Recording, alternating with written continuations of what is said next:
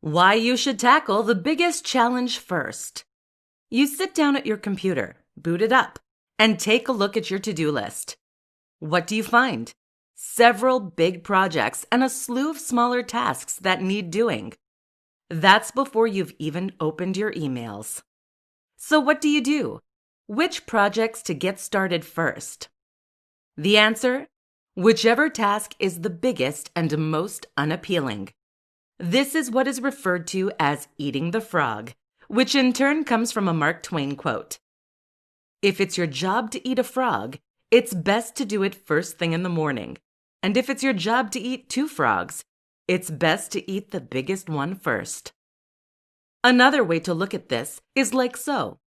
It's better to have a big project behind you than in front of you.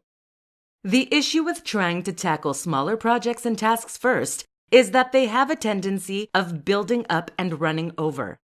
If you tackle a long list of to-dos, then you're going to find yourself having to tick a lot of things off before you ever sit down to work.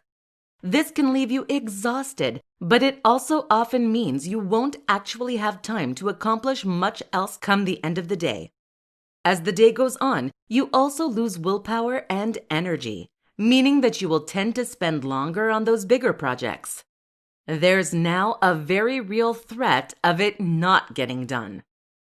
Usually, the biggest and most unpleasant task is the one that will provide the most value. This is the one that clients pay the most for, or that is the most important for your employers. Thus, if you complete this task first, you know that you've accomplished the thing that is most valuable. You've done the actual work.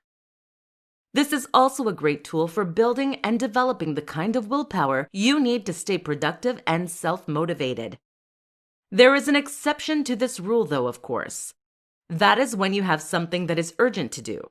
If a task has a shorter deadline and is something you can't push back, then you should complete this first to avoid getting in trouble. Then the next task will be the biggest and most challenging. Everything else goes on your to-do list.